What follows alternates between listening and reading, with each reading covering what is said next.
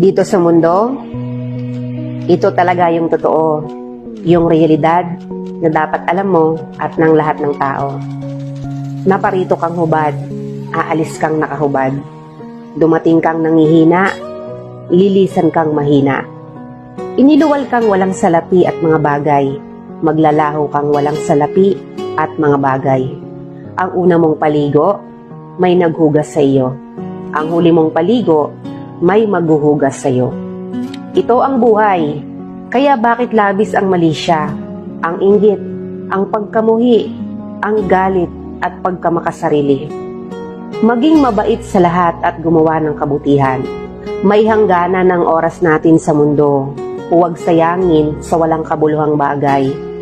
Manalangin at higit sa lahat, huwag na huwag nating sasambahin ng pera. Dahil kahit anong dami ng pera mo o ng ari-ari